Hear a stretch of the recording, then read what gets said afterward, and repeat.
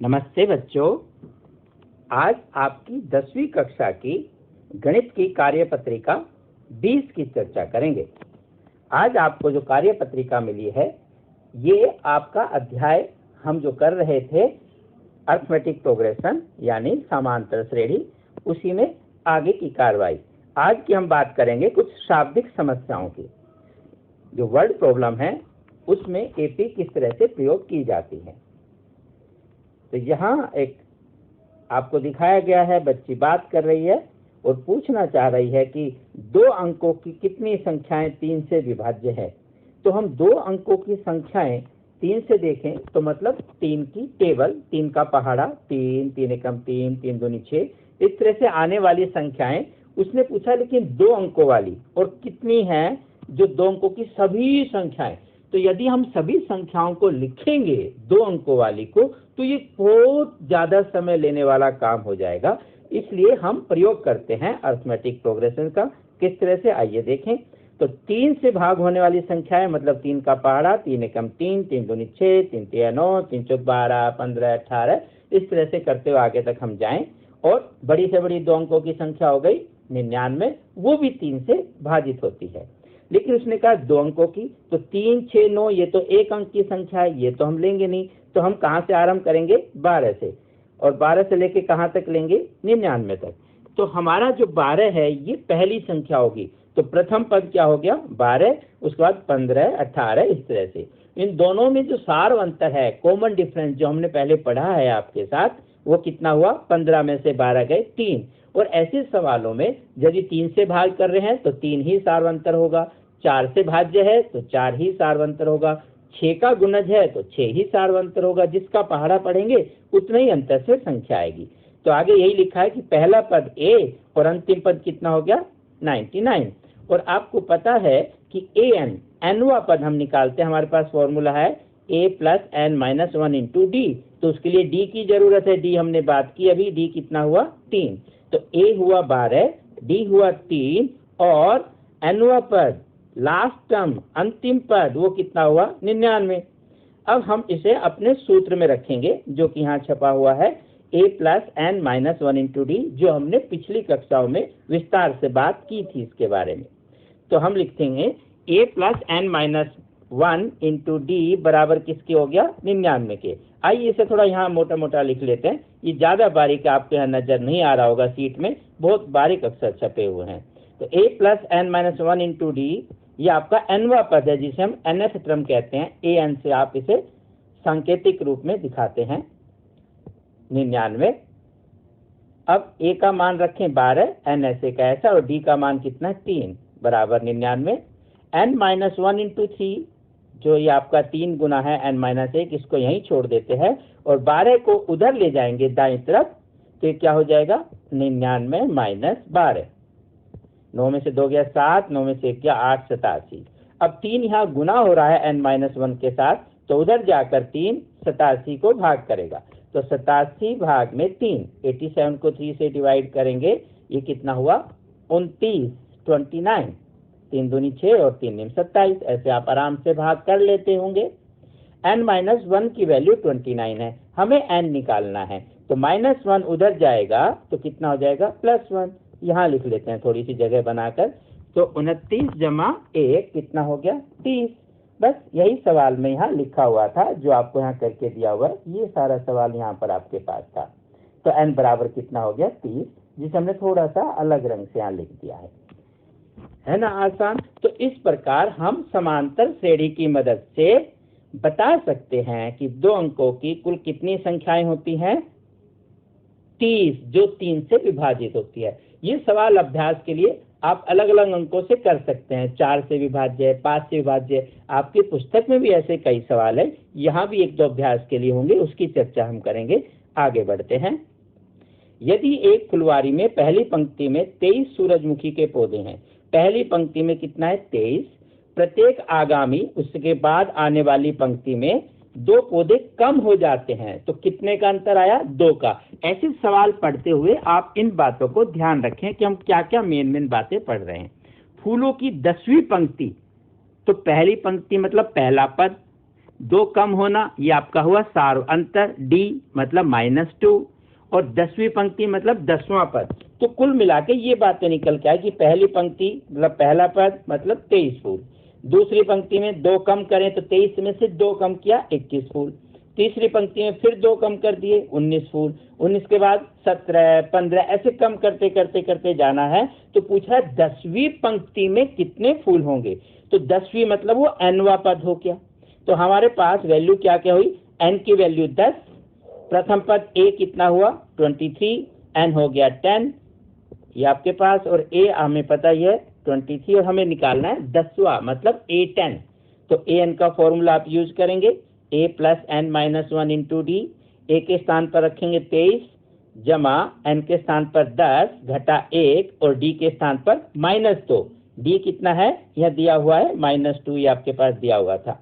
तो इस प्रकार हम निकालेंगे, तो 23 जमा 9 गुना -2 -18, 23 में से 18 आपने घटा दिया तो कितना हुआ 5 आ गया। तो ये हुआ कि फूलों की 10वीं पंक्ति में 5 पौधे हैं। आ रहा है ना समझ में, ऐसे आप आराम से कर सकते हैं, बहुत ही आसान है।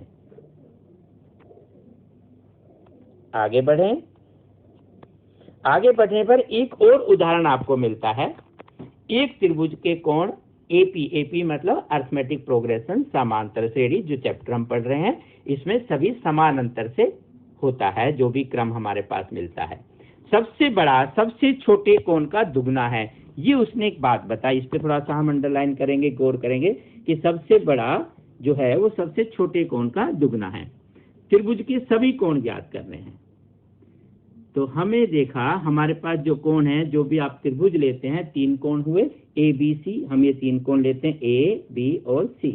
तो जो भी आपको एक कोण मानना, आप कुछ भी मान सकते हैं, जैसे हमें प्रथम पद A लेते हैं तो आप यहाँ A ले सकते हैं। तो पहला पद क्या हुआ A, उसके बाद समान अंतर से आगे बढ़ना है। उसने कहा AP में है तो समान अंतर लेंगे, तो कोई भी हो सकता है, हम उसे D ले लेते हैं। तो A, दूसरा हुआ A + D, और तीसरा क्या हो जाएगा A + 2D। इस तरह से आप ले सकते हैं। जब वैसे D अननोन हो तो हमारे पास दूसरा भी तरीका है, जिसकी चर्चा हम बाद में करेंगे, अभी हम ऐसे ही बात कर लेते हैं। तो A + D, A + 2D, ये आपके पास 3 कोण हो गए। और आप जानते हैं कि त्रिकोण के त्रिभुज के सभी अंत्य कोणों का योगफल 180 डिग्री होता है, 180 अंश आप बोलते हैं हिंदी में। तो ये आपके पास होता है टोटल 180 होना चाहिए। तो तीनों कोणों को जोड़कर हम क्या लिखेंगे, A जमा B जमा C बराबर 180। तो A के स्थान पर A, B के स्थान पर A + D, C के स्थान पर A + 2D, इस तरह से हम बराबर 180 के करेंगे। तो जब हम इसे प्लस करते हैं तो आपका A + 3 बार हुआ, तो 3A और 2D जमा 1D 3D बराबर 180। यहाँ 3 से दोनों तरफ भाग कर देंगे तो हमारे पास आ गया A + D बराबर 60। ये एक समीकरण आ गई। तो यहाँ एक और चीज देखेंगे, एक समीकरण तो यहाँ से आई, अब यहाँ 2 अननोन है A और D, तो एक और समीकरण भी हमें चाहिए। तो उसने कहा सबसे बड़ा सबसे छोटे कोण का दुगना है। तो सबसे बड़ा कोण हुआ A + 2D और सबसे छोटा A, तो समीकरण बनी A + 2D बराबर 2A। तो हम ये सबसे बड़े वाला जो कोण लिया A + 2D, यहाँ थोड़ा छोटा लिखा है, इसको बड़ा लिख देते हैं। तो A + 2D और ये आपका सबसे छोटा कोण A, तो बड़ा कोण छोटे कोण का 2 गुना है। तो जब आप यहाँ हल करेंगे 2D, तो A उधर जाकर माइनस किया, 2A - A, तो आपके पास ये समीकरण बन गई A बराबर 2D। जो आप ऐसे का इस मूल्य को प्रतिस्थापित करें पहली समीकरण में, जो यहाँ दी हुई है ये वाला A + D = 60, A जमा D बराबर 60 डिग्री।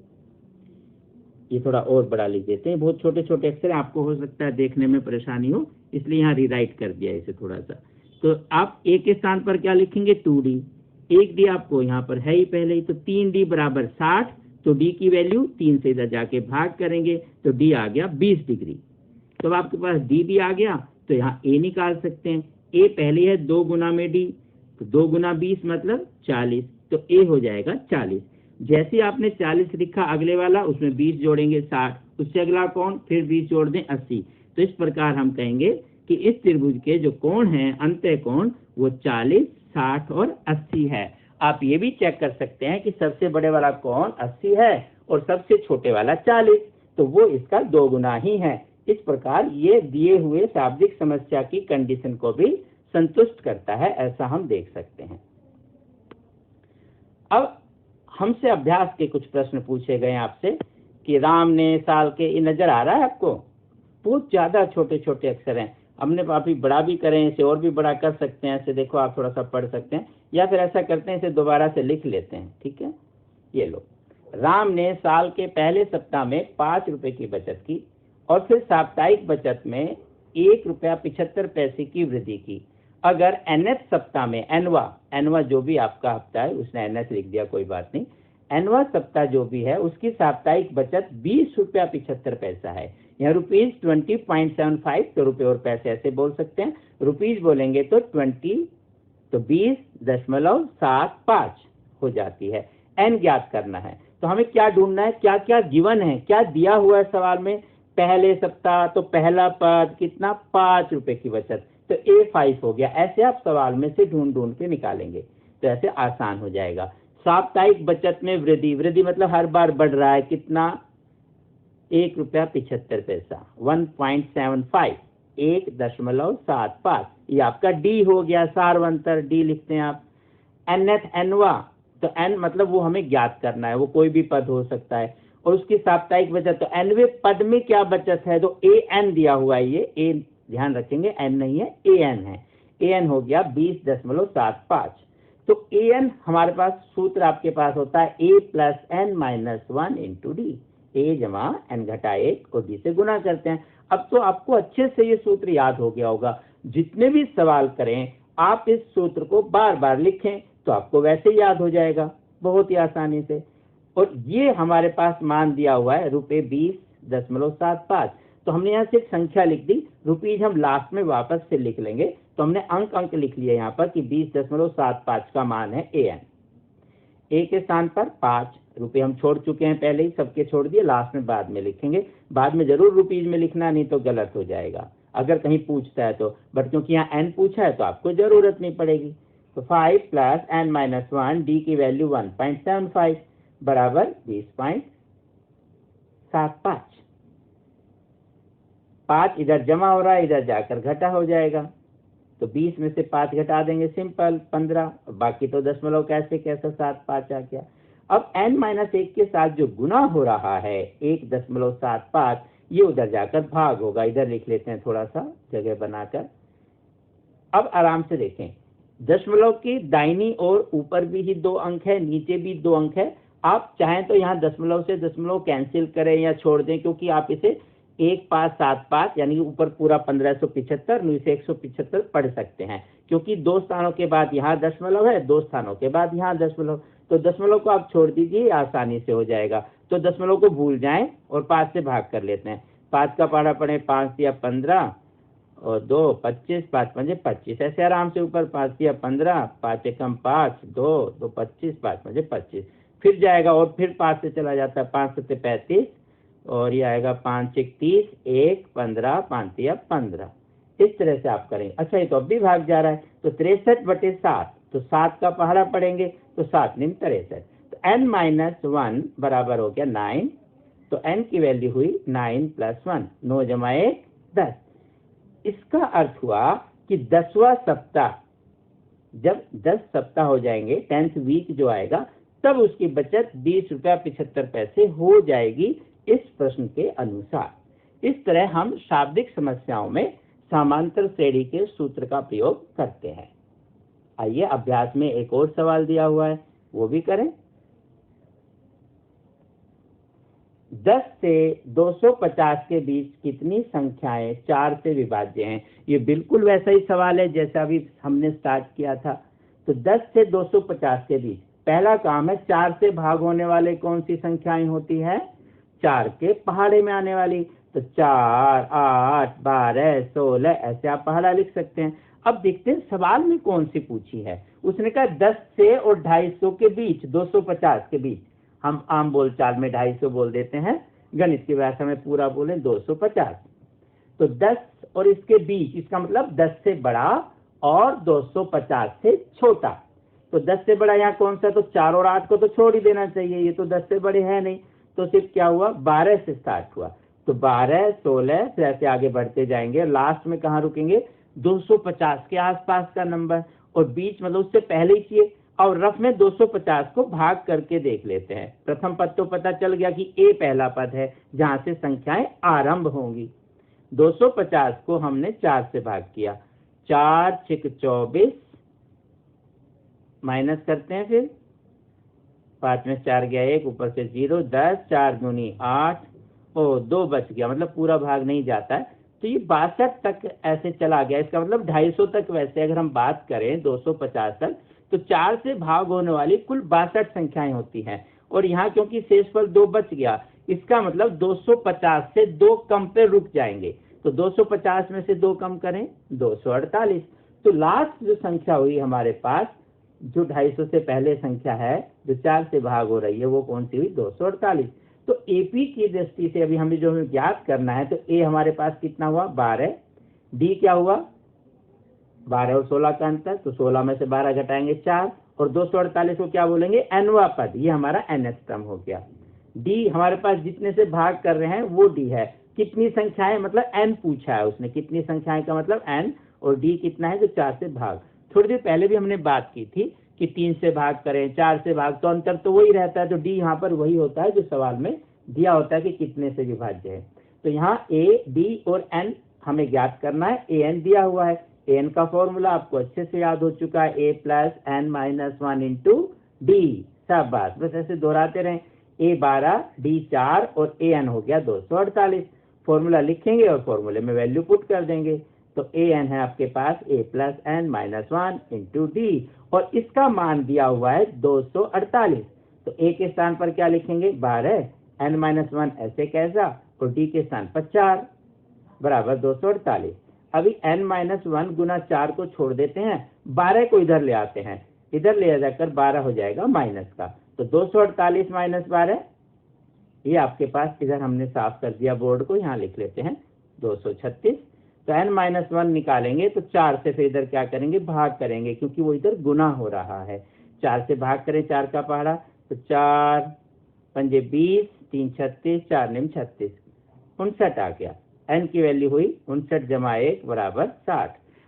अब आपको एक और मजेदार बात बताते हैं। अभी आपने ध्यान दिया, हमने जब 250 को भाग किया था 4 से, तो कितना आया था उधर भागफल, याद है भूल गए, वीडियो को हल्का सा 10 सेकंड पीछे करें, 62 आया था। हमने बात भी की थी कि 4 से भाग होने वाली सभी संख्याएं अगर हो 250 तक, तो वो 62 होती हैं। तो इतना पूरा करने की जरूरत नहीं है। अगर सवाल आपका मल्टीपल चॉइस वाला आता है, बहुविकल्पी आता है, ABCD में उत्तर दिए हुए हैं, एक अंक का सवाल है, सिर्फ उत्तर बताना है, तो हम इतना समय नहीं लगाएंगे।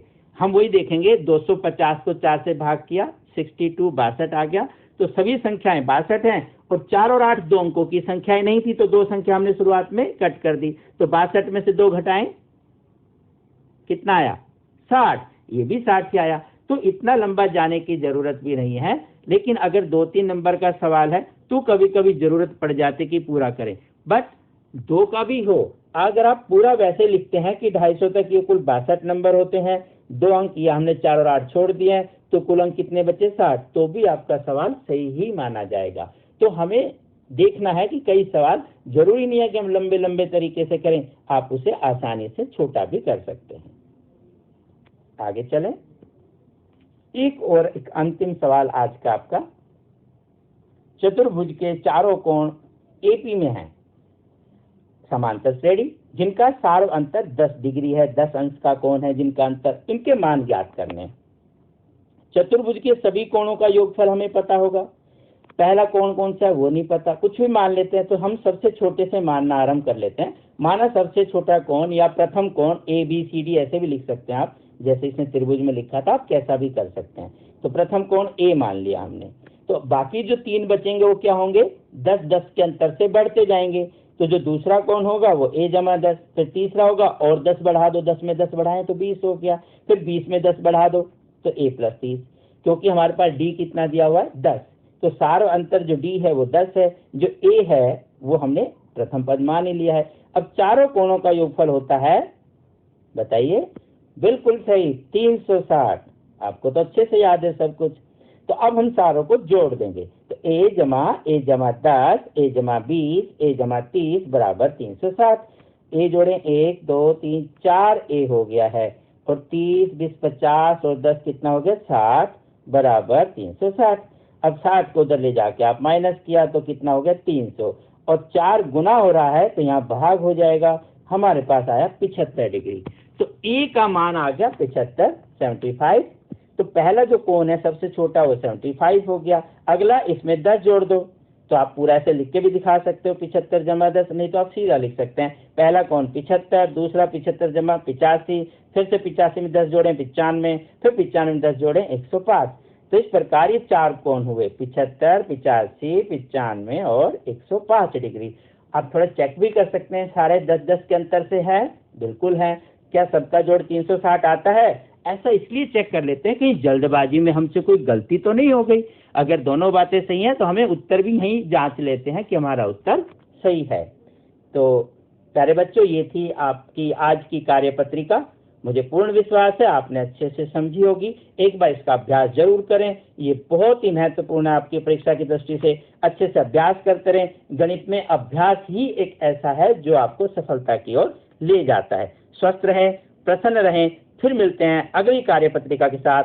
तब तक नमस्ते।